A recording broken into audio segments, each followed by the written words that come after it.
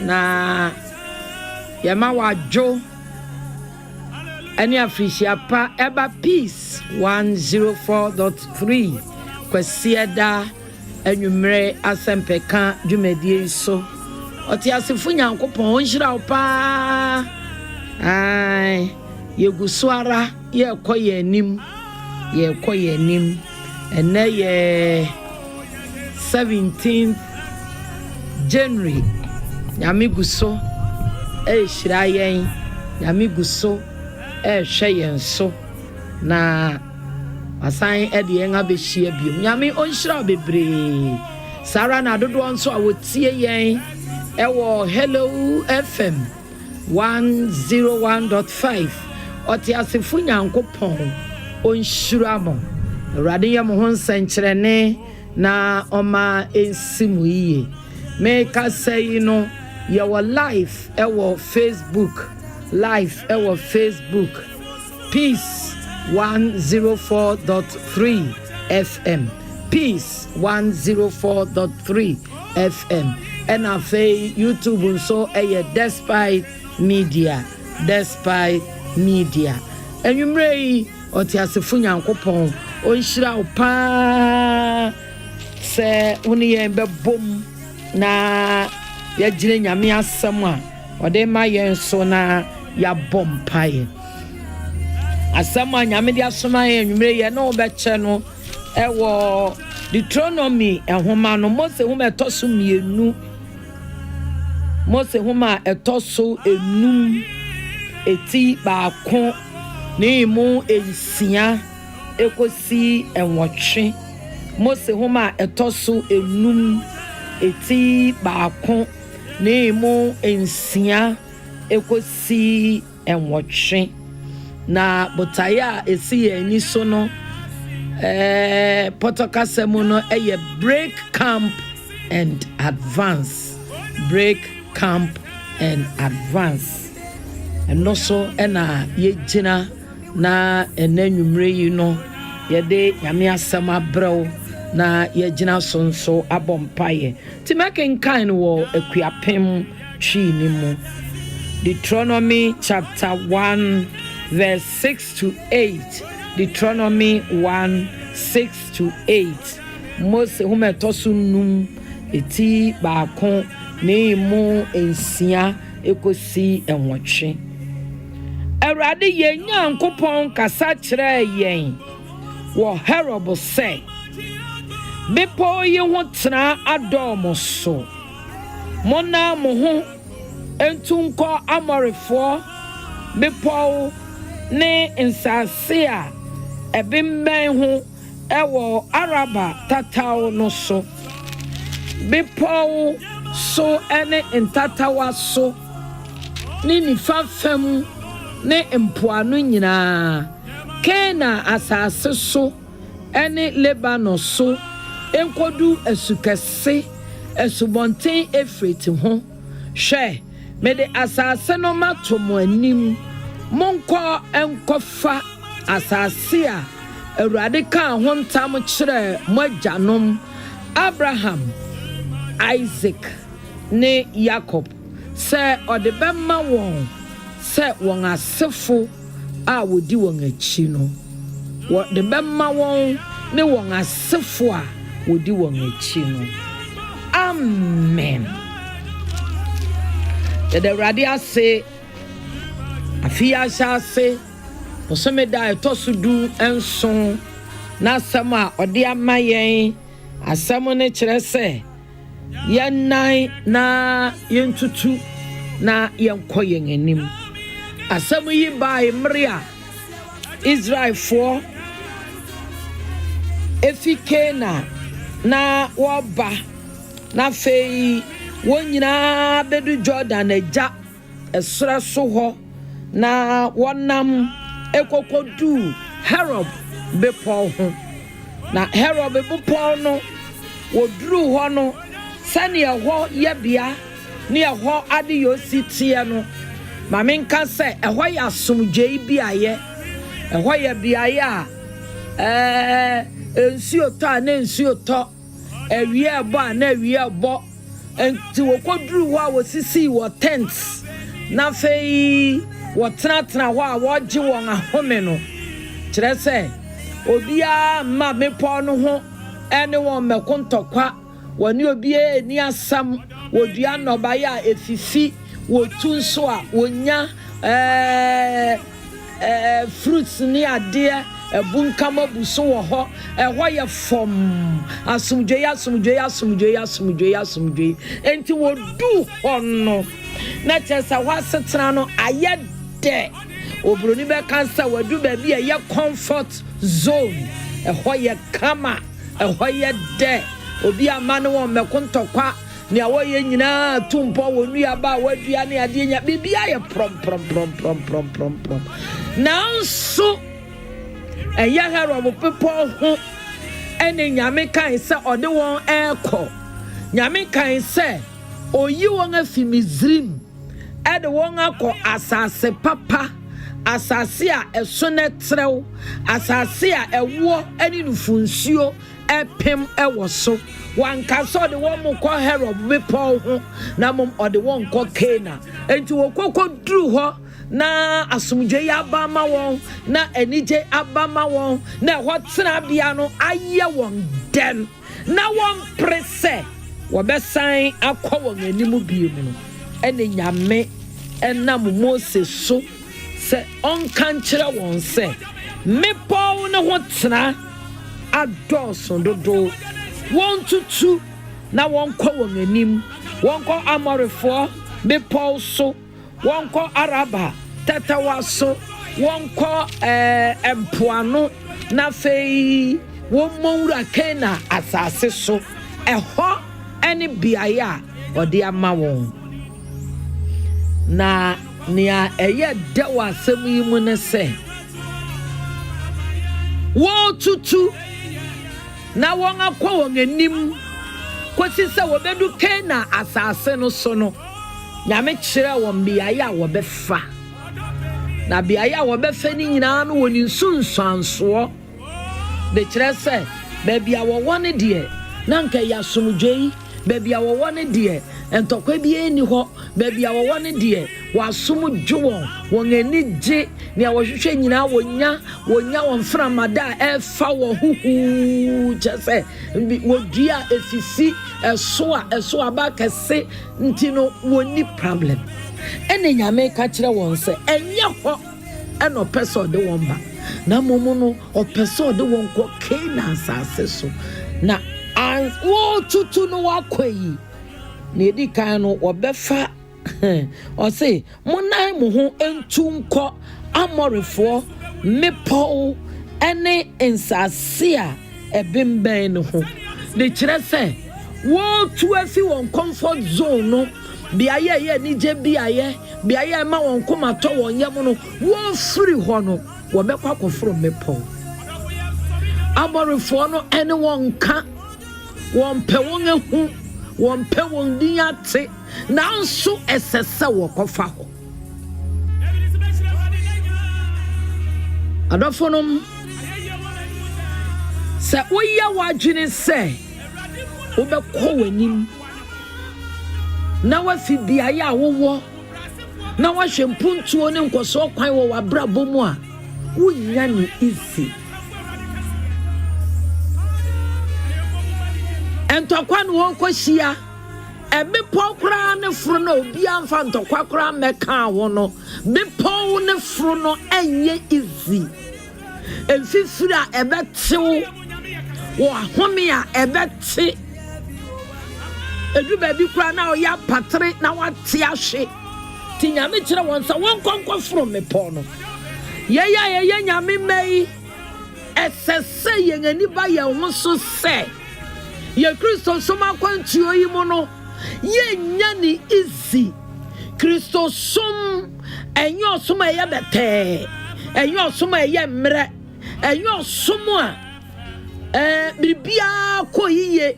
na momo no ne ye de wo mo ne se ne ye besi biara ne bebe biara sa wo hwe Yesu a na wo dan Yesu a enkunum di a chan so broso anuonyam a chan so broso ene ye wo dia me metra ha na da wo sa wo sum nyame abribia be ko fine no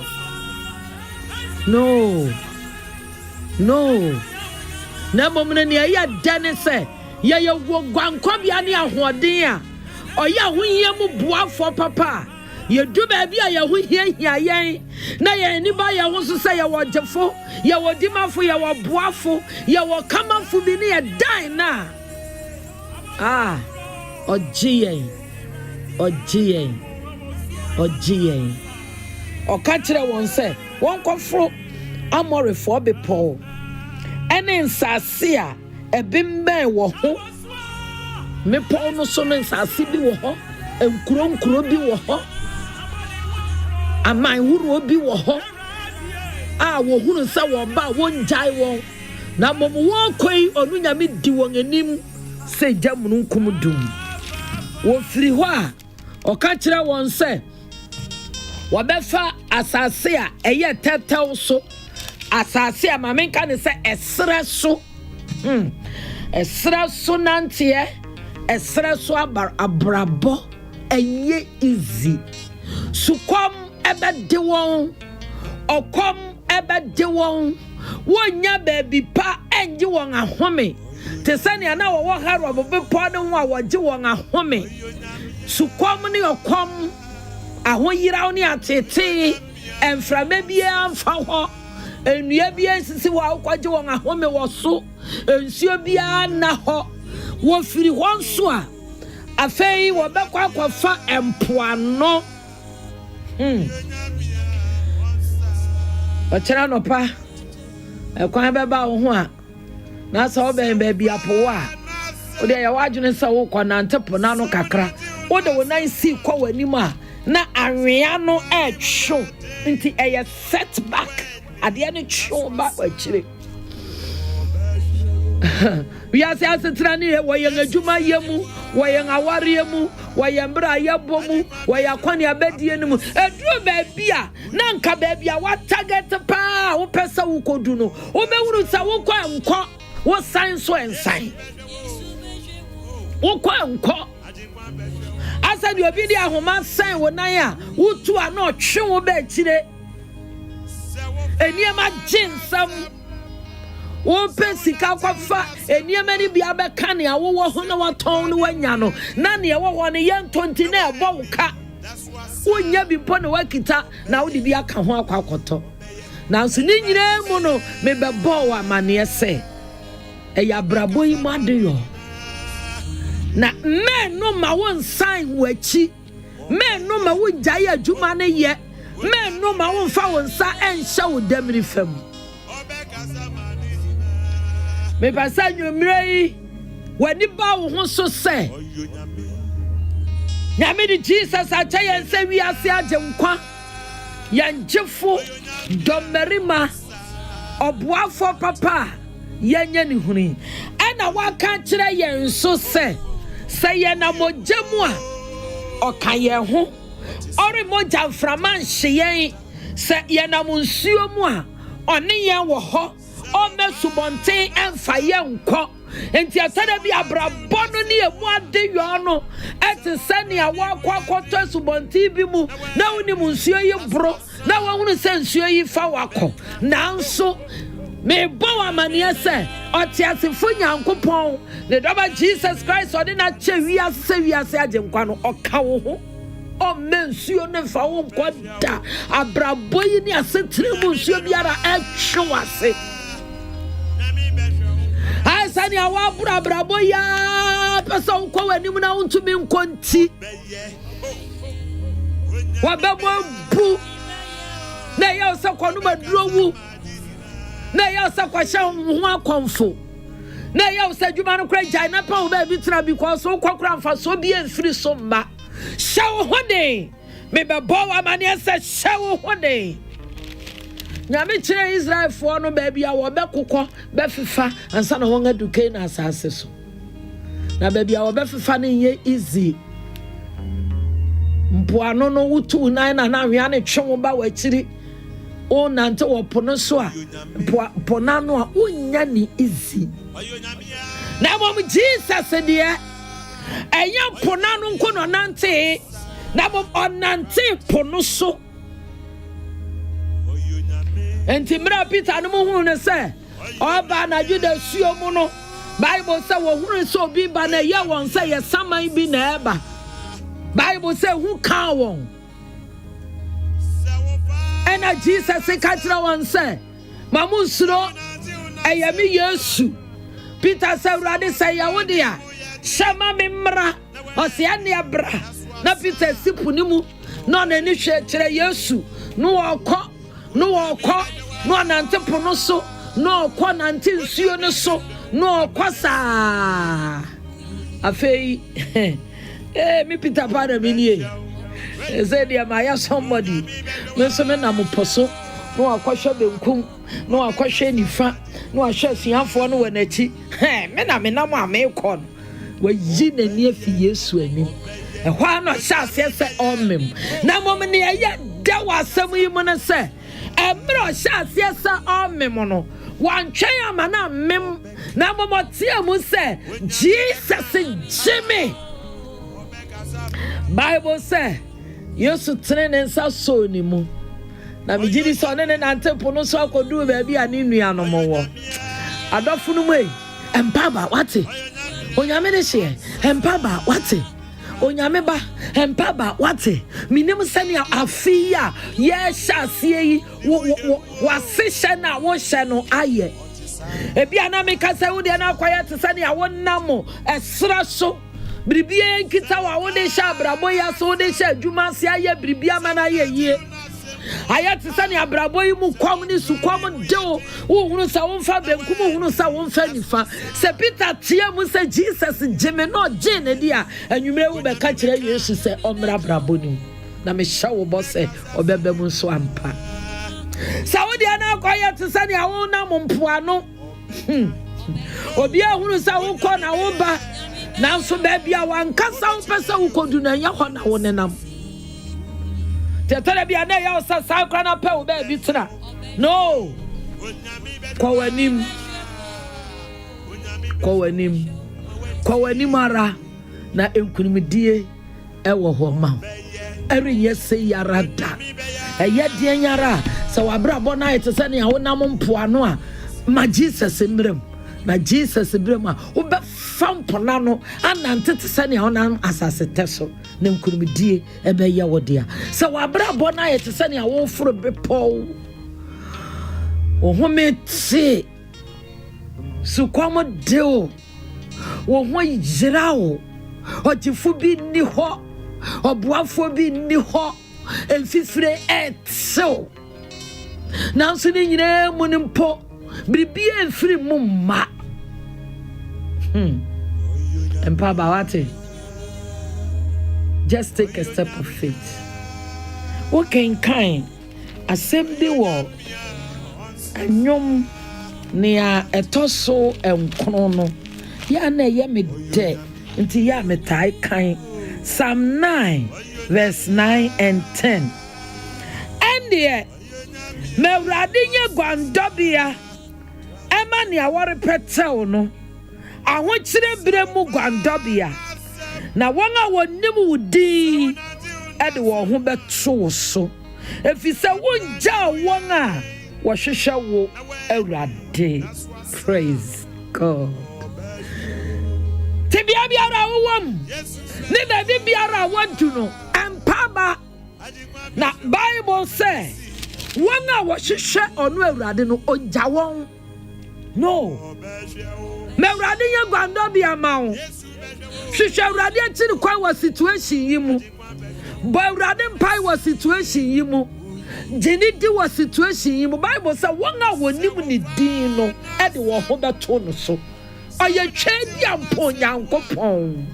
onyame a ye twere na yampon hwe Bible say ni din de onwanwa obeya wa wadwuma wo wabrabom ni awankasa wani nano ni awonhwa kwan no ni eya wo se erinye yie biem no eno no obeya wanwade e wo wabrabom yes Oba na okobo adwaman ya de ne kwa Yesu anim no. Obia kita ne bo ade kobo na kum no. Onim se na wieye aba. Ni wuo mere aso. Na so kwadu Yesu anim no. Jesus asamo kan ne se ni onya bone da no to obo ni kan mo no. Obia de ne de to wa no adane ne ho. Jesus man it is no say na won accusers awade wo ba ye no mo wahe na o ka kire ne say won mu fa me sumi mu fo na ko na mum enkoye sa biem ni ana onim say ni wo mere aso ni ana onim say oba be wu no odu Yesu anim no edane nkwa ede man ko won mu fa me sumi mu fo na mum enkoye sa biem minimo tebia wadru mu minimo tebia empaba onyame de hye emfa adwendwen enshafi ase wona wonim ni din no wode wo ho beto no so wonim so ye gwankobia de a ene na me babo wa mane se dwane toa na ka wonsam a kire no o se Jeremiah homa no o se Jeremiah 29 o se minimo adwenko a medwen ewo mo ho enye bone adwen na mo se me mema mawie pa ene anidaso pa o say verse 12 29 11 12 11 na me kai o say na me de minimum adwen ko amerudwen wo mo ho awurade asem ni asumje adwene na enye bone de se mere mama awie pa ene anidaso na mo ba freme na makwa akobo me mpaye se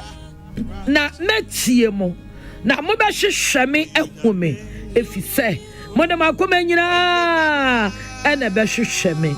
imudu na ne se na mema mo ehume awurade asem ni na me de mo no mesai aba tibia be na wo me se ekwan ahoro be ye nan ene mre nyame ka kire Israel fo ne se won tun free Herod bopo no ho na won ko won anim nkodu Canaan no o ka kire won so oba from me paw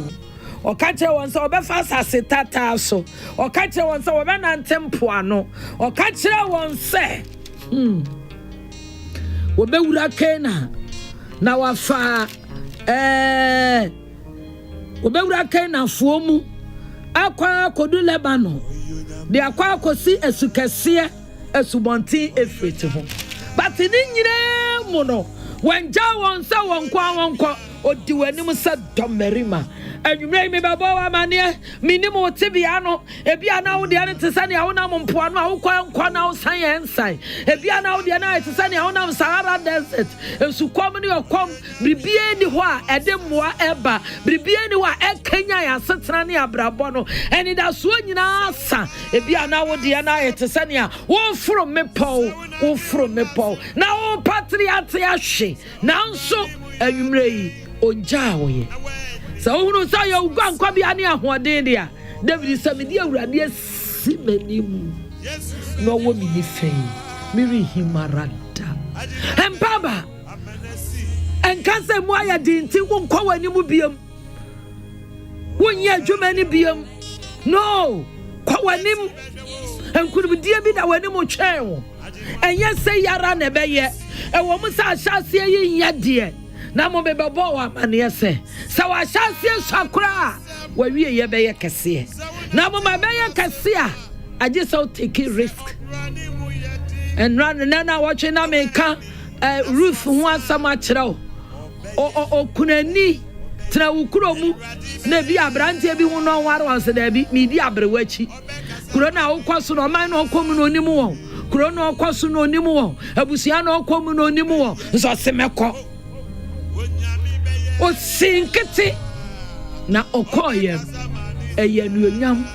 eye nkunumdie eye nshira empaba Jesu jaya dwendwen dan Yesu hwehwe Yesu bo Yesu mpaye sira ne tebia na wo mu no ka kire ne se me tebia me wo mu ni emre homene tupita nom ewo epono so no na wode won ahode ye ya enye ye no okọ Jesus nche say hey Jesus ye yire ye mfa wo ho na efa Yesu ho nti Bible so sorry ehum emframa asrache yedin tebia biara wo mu empreso na ntena ho nsakata na wo ho anya wadwene se enye yie biom emma into conclusion se wawie yaba wo de wanim agu ase no kwa wanim 2021 kwa wanim mayenti enwum ye wi a ye bebo mpai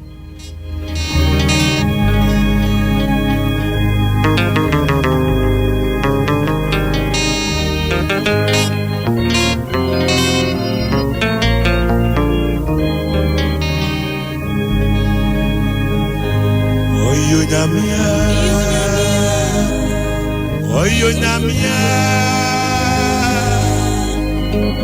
nyamia onsa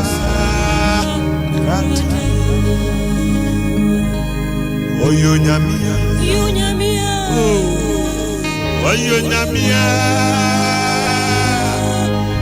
nyamia onsa krati Sawofana sem Sawnati unasemwa Se obrani muyate na wedi that's what's up oh bejo Jesus bejo ajima bejo amenesi oui oh bejo Jesus bejo oh ajima bejo amenesi Sawofana sem Sawnati unasemwa Se obrani muyeti na weni that's what's up Obeye Elradi beye Obe kasama didina Obeye Onyami beye Obe kasama dizina Oyo nyamia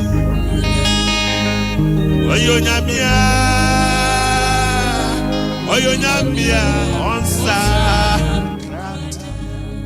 Oyo nyamia onsa krada Se otumi di Israel for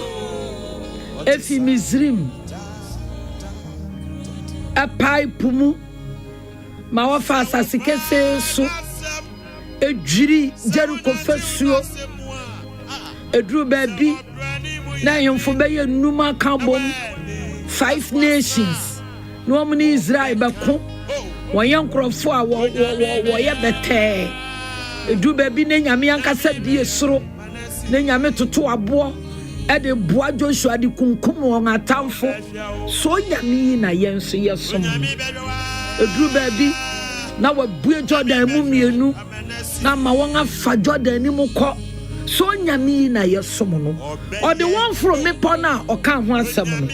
or the one fa esra na oka ho asem no or the one kwanante empoa no sani oka ye no or the one ebowura kena asase so sani oka ye no o ma wo coin grofo no ne won di siani e coin ko si se nyame atiri mu power wo ho edem ma menkenkan Philippians chapter 3 verse 12 to 16 bacho ya sonetie Philippo fo mano etimiensa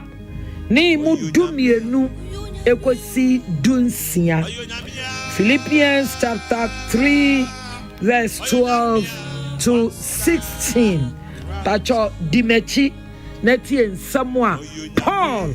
ekai efa onu ankasa ne ho ewa brabo eni nyame fra ofra na adwuma no Philippians chapter 3 verse 12 to 16 akwapem twi ne se I say Paul, a tiffin somebody a Paul in kunim. And yes, sir, mensa enya aka. Ana say, menya me pay ya di dao. Na mom, me kwa menimara, na mensa aka. Sanya Kristo Yesu nso, ensa akamen. Enuanom, me die, minsusu sa mensa enya kabribi. Nanso adia ba akopɛ ɛna meyɛ me ma me wure fi akyire deɛ na me twi me mu me pɛ anim deɛ ma me nsan kan ho verse 13 Philippians 3:13 Enuanom me de me susu sɛ me nsa enya kabribi nanso adia ba akopɛ na meye me ma me wure firi akiri de na me twi me mu me pa anim de me de Amerika me di Amerika me pe botae no ho madu na makonya osoro fra onyankopon nam Kristo Yesu mu afra me ni mu nkunim mu abo no 15 enti mama ye mu dodo a ye pe no enwene saa na sebribi ewo ho a modwe no fofora eno nso onyankopon be yi akyere mo nanso nia yaso de dawo no moma yenkoso sara amen. Paul as someone say Oyana wonsa nsanya ka. Oh Paul, Apostle Paul, oyedumo, o preachi o diakra o, Paul ya wade ne sentremi o. Osini nyina oti no hu na nkrofo ka no no so e wo ne personal experiences wo ho no. Oyana wonsa nsanya ka. Na momu opre kwa nanim. Na omani wire si ni atwam. Omani wire si ni atwam. No konyani obi a na obi eni afira na watumi amanani abia enye hey Paul mama obi eni abio no okonanim so kotu obi na sa wawu a o pegya ne honhom amanani abre abompaye amakotu owufo bi a wanyane no opre konanim mami da bra sister me nemu te bi a wo mu sesei. But impressionant na hwara engine tumunant na hwara en kantre me se woni aboafo en kantre me se woni obi Jesus Christ enyame na chaye se wiase agenkwa no Bible so ye gwankwa bia ne ahoden oya honyemu aboafo papa wo ho hia wo ho mete ogifo bia ni ho oboafo bia ni ho eye wagene na ye wo saa ye wo berima bia ni didi Jesus sa wo kwa ne nkyɛn na wo da no se wona wonim ni din no wo de wo ho to no so sa wo de wo ho to no so a emfa wo situation na wo emfa wo ne ekoso wo abrabom emfa wo ne ekoso wo asetenam o se sa ye bone mpaia obetie ye say ya hwehwana obema ye huno na se oyaw ni amani bi na da ye so a ayati sani ayakono mu mfamu ye wo yaw bi ase ye watiti bi mu abrabo na ayati sani awuda prisoner o so be ye afie no mu mfamu. Yes, Paul say me nya me ho say me nya ne nsanya aka me ma me wire firi akire de me ma me wire firi salasia wo de aniama koso ma wa praise God but ne akoso ama wa ama wani age no me bo wa ma ne se kase da wani mu twen entificate wa na wani age ni mu na kwa kase ni mu sa wonso ayeyi ama wa firi ba bia ayeyi no na kwa wani enkunim die ada wani mu etwen ampreso our situation na wo mu no mo enjintumu situation na wo mu no ne akwaso abrabo ni mu ne akwaso asetena ni mu no enjintumu nyintumu wo bi obetimi aboa ho Who will be able to me adomo? Who will be able to me account? Who will be able to me a home century? Who will be able to me a joe kwama? Your friend Jesus. What your soul as I say, and yes, I say to me now. Ashenensa. And I walk at and say, Okito woni asama isafe wadi woni asama isun kunim anwumre ma me no mompae ka kire ne se urade situation na me womuni sa wodi na yete se be powa wo fra ka kire urade se urade me fro me po urade abrabo na yete se ne me fro be po so me nsam na ne me fro na ma me kodu na pampem sa wodi na yete se sire bi a wonam so a esukom ne ekom dewo na mframa papa bi entumi momfa wo ho na wunya subonti bi anko uhuhuro na huhuro ne nkwa ka kire ne se urade ma setran ya se ne me nam sreso sa wodi na yete se ne wonam mpoano wontumi nkwa wanim da bia bia wotena na wote bia wugina na wugina mpunto bia ma wa braboma ka kire ne se urade me improvement bia wa ma brabom urade wo na me dan wo me nim se ne wodi ete na so ye boy urade mpae pa cho bompai e wo Jesus ndimu e na asema Bible say we ye go ankobi ani ahode ahuya mo boafo papa ya nya wuhure atara bi ni sha abraba se ye sha afia se ya na ya nsa bebre na so na anwumre yi wasama wodi amaye ne se won ka kire Moses on country Israel for say Emma baby, I want to know one son. One castle, the one by her of a people. Now, the one cocaine as I say, baby, I want to use your app him. And you want to 210, and then I won't go with you. One for free Paul, one for San and Coco, one for Fan Puano, one for Fan Assassinate also. And what's his sour bedu Cana? Now, we'll be like Cana name. I rather be bomb pie. So the answer try at the Sania. All from the pa. So the Abraham at the Sania. Or now a Swa. So the Abraham at the Sania. Or now Puanoa. So the Abraham at the Sania. A radio Yano, Nanida Swasa, Navia Yaba. Ah, wow, so Israel. They from me Paul. They San and Coco. They fast. So the far puano, the first chance, the far puano, already a vampire, giant here for Bawedim. Yo, so your tear one say, already you want Tata, you are from a father from, you are son of a father son, you are not one and say, what catch them when you say, 1 year, say a chance here, almost 1 day and fire. Say about Jamwa, Umoja Frama, and she. See what's up with you. Our Yatia Fabrabo, so the Abraham to send you with Jamwa, I rather Brabo, so the Abraham to send you, I rather on Amon Puano, I rather Brabo, so the Abraham to send you, or that prisoner, I rather Brabo, so the Abraham to send you, or Brucio, no one will send you a Bayadu appear, I rather Sonimo, now you see the free. Yawman Sanctuary, Yawman Sanctuary, Yawman Sanctuary. You are Yari Evan Sunny Yari. You are Yari Evan Sunny Yari. Evan Popine to baby a finder. So the Piasia. Evan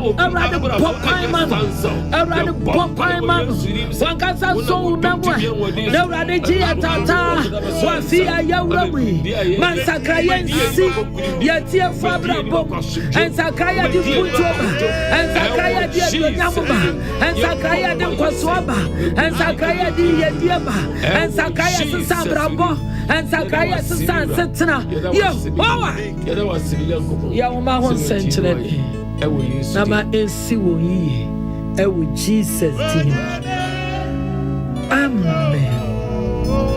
Yama Yabapa or say a bompai. Yadona Sema Yakupo and you say what's some Emma. I guess a bayani and Sana Saba Yaminche. And in a simple and you so was some. Your bompire is to dim wonam wasɛm so aka kyerɛ yɛn sɛ Mose firi aseɛ kyerɛkyerɛ Israelfo mmara nwoma nim sɛ bibɔ no so tena adɔɔso ama wɔn na wɔntuo anamɔ nkɔ w'anim yɛgyina w'anim bɔ mpaeɛ saa bere wɔ Yesu din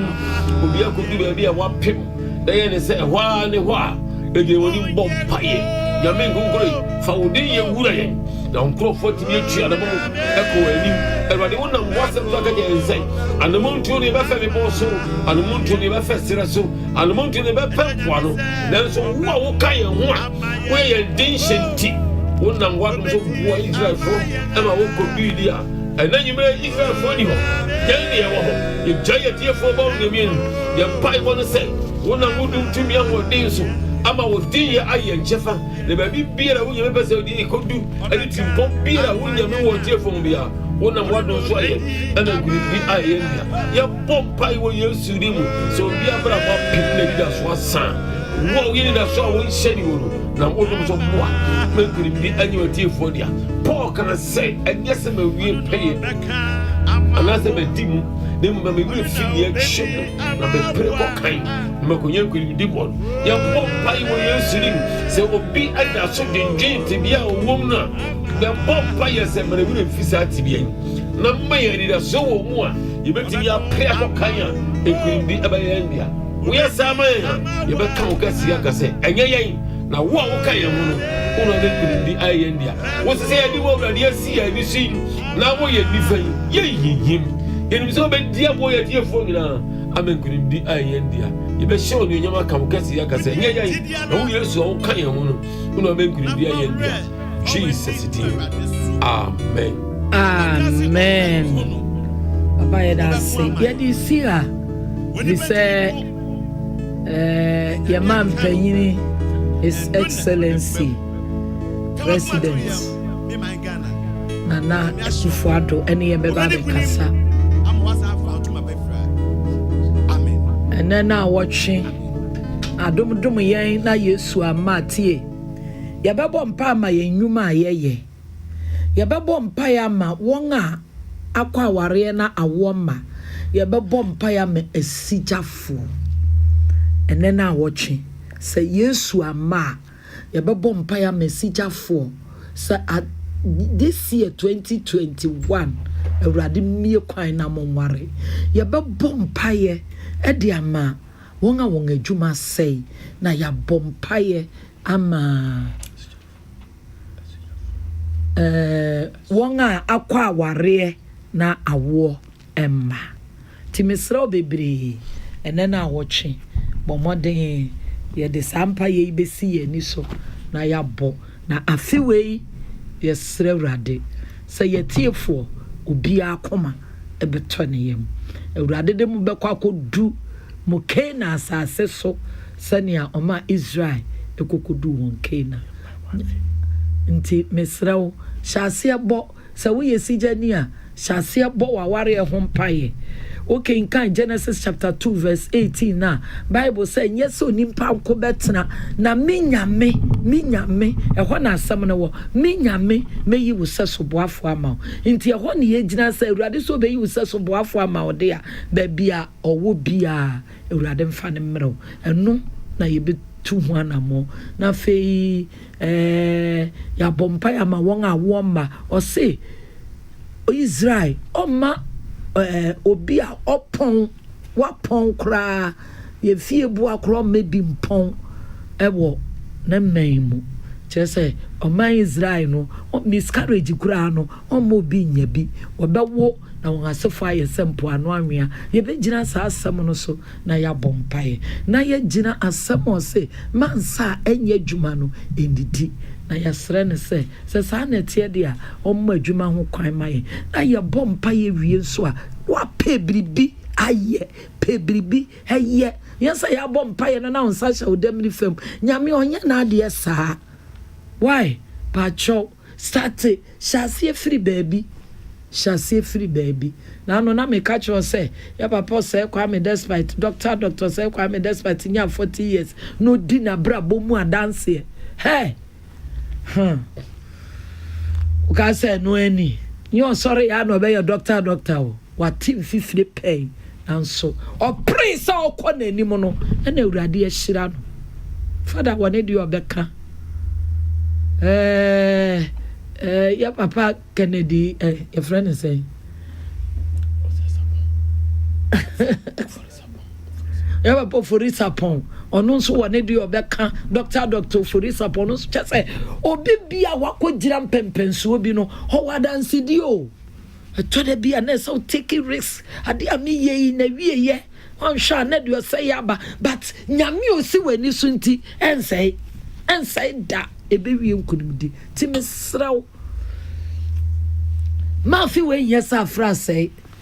I could not have a swore, but you would yamin so war. Die ratty, Yami, ever queer at the Amaye. Midwest Sea, Muniaba Margaret say Church of Pentecost, a Grand Newtown district. Canaan Assembly near Yame fire so and no Kasa ye a Joko Josu. Evangelist King David Yame Unshroud pa na Evapo saying so Yame Unshroud. Also, I would tea Yame Shroud. Tea President Eba fellow Ghanaians or near Bekasa. Oka home and so make home fellows na ye nyina ye wombi ma ye ntie de obeka na ye mfa moye bra mra nya mesi ye ngani sui na ne sese ye nso ye no ye ya ye be ye hira obi pese ofre nya 0205 0205 244545 0205 244545. May the West see. Bye bye.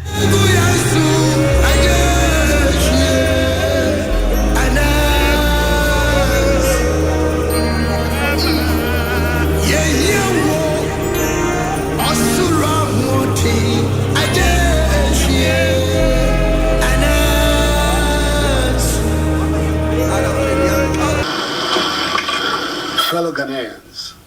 good evening. Before I start, let me use this opportunity to thank you all and Almighty God for enabling me to swear for the second time the oath of office as President of the Republic. The ceremony took place after I last spoke to you. I promise I'll do my very best to live up to your expectations. I'm coming into your homes tonight with some rather unpleasant news. When I delivered update number 21 some 2 weeks ago, I urge all of us to continue adhering to the enhanced hygiene and mask wearing protocols that have served us well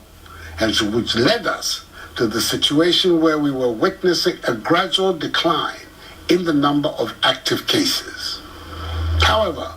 since that time, we have seen an upsurge in the number of active cases, from a little over 900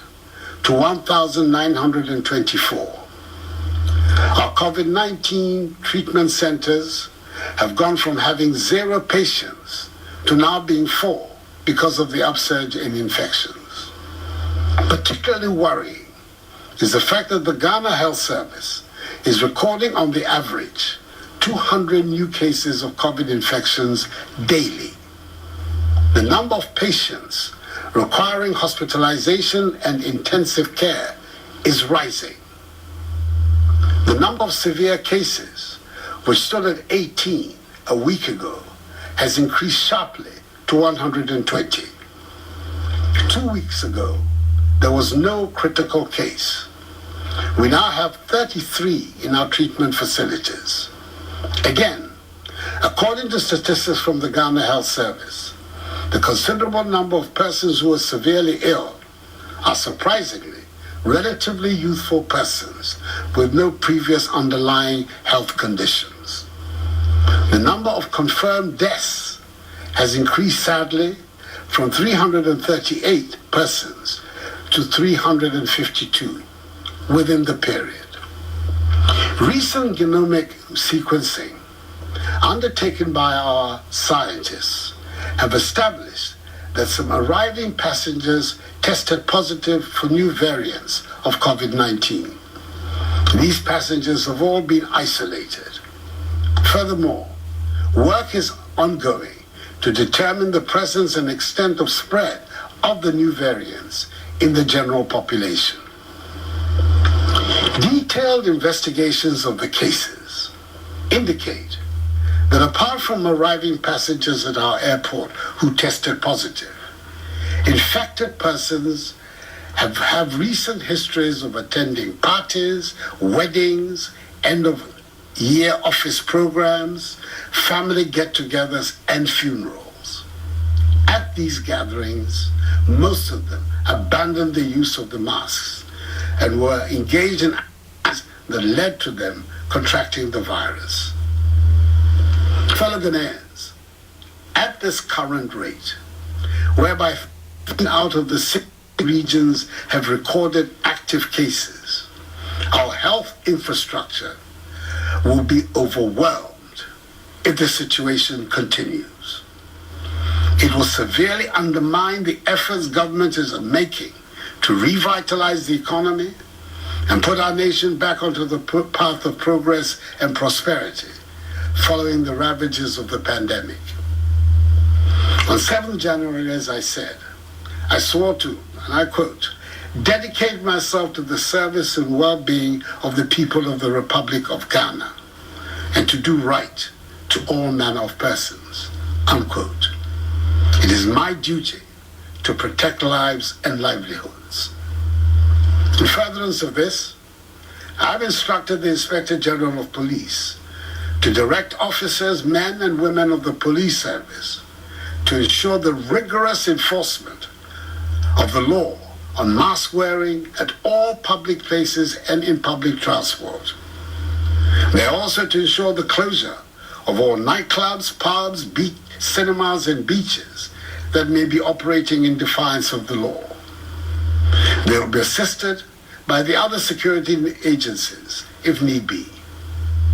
Persons in marketplaces, workplaces, and operators of public transport must conduct their activities in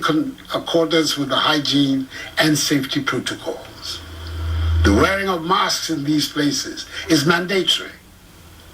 Regulatory agencies will undertake random checks to ensure conformity with COVID-19 rules. Should any facility or institution fail to comply with these directives, its activities will be immediately prohibited and appropriate sanctions applied. It is important that I remind all Ghanaians that severe punishments exist on our statute books for persons breaking the law on the mandatory wearing of masks. Should anyone be arrested by the security agencies disregarding this directive, that person will be dealt with strictly in accordance with law. We do not want to go back to the days of partial lockdowns, which had a negative impact on our economy and on our way of life. But should that become necessary, that is, should the number of active cases continue to increase at the current rate, I will have no option but to reimpose these restrictions, because it is better to be safe than to be sorry. So together, let us all ensure that we respect the protocols. Government is intensifying its strategy of enhanced 3 T's, i.e. tracing, testing, and treating, to allow us to identify infected persons, isolate them, and treat them. A considerable number of contact tracers are being mobilized to follow up on contacts of all who test positive. All laboratories, public and private, must supply in real time data on all persons tested on the common platform established by the Ghana Health Service. There will be sanctions against laboratories who fail to comply. We've also provided additional logistics, including vehicles, to the Ghana Health Service for the supervision and monitoring of asymptomatic cases being managed from home. Additionally, government is reactivating available treatment and isolation facilities across the country in anticipation of any further increase in infections. The provision of adequate medicines, equipment, and personal protective equipment to enable health workers attend to home-based patients is being effected. Fellow Ghanaians, as our children in kindergarten, primary, junior high school, SHS2 and SHS3 resume school from tomorrow, I wish to reiterate the government has taken the required steps to ensure their safety in school. Heads of institutions, as well as their teachers, have undergone the requisite orientation on guidelines for school reopening during COVID-19 to enable them assist with compliance of students with the protocols. I've been encouraged by the preparations being made by many schools, in some cases with the support of their old Students Association and PTAs, in anticipation of the return on Monday. On our part,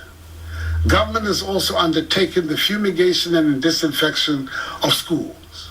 and the provision of sanitizers, masks, liquid soaps, Veronica buckets, rolls of tissue paper, face shields for learners and staff with hearing impairments, and gloves for caregivers and attendants to schools across the country. All senior high schools have been mapped to medical facilities across the country so that any outbreak of the disease in any such school can be duly contained. Suspected cases in primary and junior high schools will be managed by district health teams through the school health program and the COVID-19 rapid response teams. The world is facing a learning crisis, a crisis that is further worsening inequalities in access to education, with children from poorer homes and communities being worst hit. This learning crisis has serious implications for the future of our country. This is especially worrying for me because I have placed education at the center of the social and economic progress and prosperity of Ghana and of her political stability. That is why, in our attempt to mitigate the impact of the pandemic, the Cab Bus Initiative, being administered by the National Board for Small-Scale Industries, has started disbursements to applicants from private educational institutions, many of whom have been hard hit by the pandemic. More disbursements to these institutions are being processed. And I wish to speak directly to the students and children returning to school, and those of you who have already returned. I know that for most of you, 2020 was a very unfamiliar year and presented a setback for your preparation for the future. You all saw the struggle your parents, especially working parents, went through with you at home due to school closures. You also know how you struggled to learn from home, even for those of you who were lucky enough to continue with some of your classes online. The frustrations, the idleness, the absence of classroom or study group intimacy, it has all been extremely difficult for you, your parents, teachers, and everybody involved. This is something we should all try to put behind us. Much of that depends on you. As we take these big steps to go back to school, your attitude, your behavior, your self-discipline will decide whether or not our schools will remain open. I'm pleading with you. Please observe the COVID-19 protocols at all times. You must maintain the level of discipline and sense of responsibility to stop the virus from spreading in your schools and for those students at home as well. Wear your masks at all times. Wash and sanitize your hands regularly. Protect yourself. Protect each other. Protect your teachers.